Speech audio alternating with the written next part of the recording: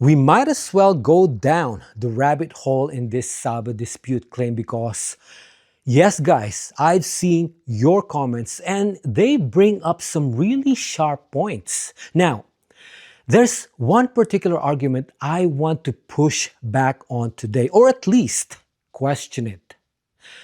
Did the Sultanate of Sulu ever truly own North Borneo in the first place in a way that would allow them to transfer rights to the Philippines? As our viewers astutely pointed out, there is a significant problem with this foundational claim, the lack of documented evidence. There is no official signed document from Brunei confirming this transfer of sovereignty to Sulu.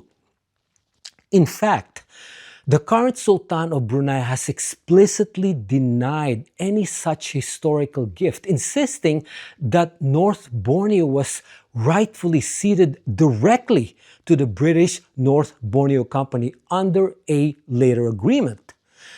Let's break down this powerful point because this is a strong argument.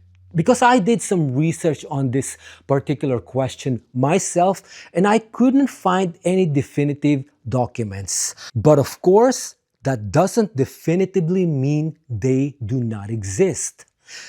Despite that traditional narrative, often presented by the Philippine claim, suggests that Brunei ceded North Borneo to Sulu as a reward for military assistance in the 17th century.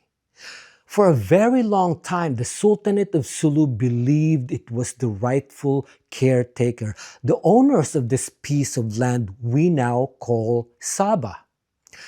Now, whether Brunei actually had all the paperwork to hand it over to Sulu centuries ago, as several of you guys pointed out, is an ongoing historical debate. But here's where I push back on that argument, especially from the Philippine government side of the story.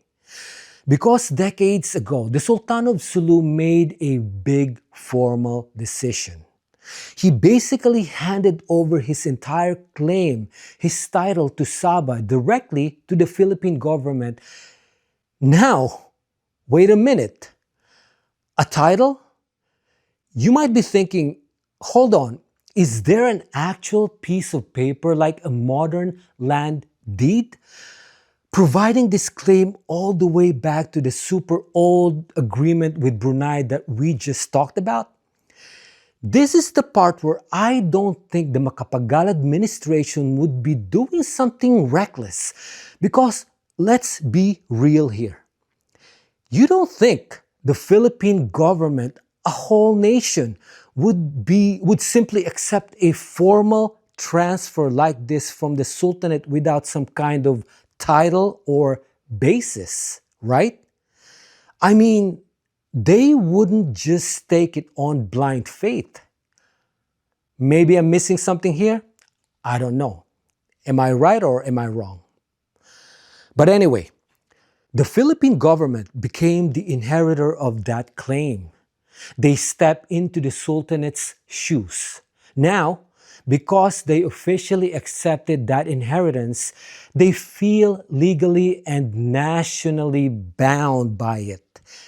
They are stuck, in a way, upholding a claim that was formally transferred to them. It's complex. It has many layers of history and different perspectives. But understanding that core inheritance is key to understanding why the Philippine government continues to stand by its claim today.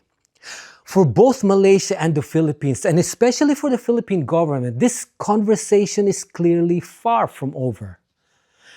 As you've seen, the points raised are so critical, they absolutely demand further exploration. I truly want to thank each and every one of you who took the time to leave such insightful and well-researched comments.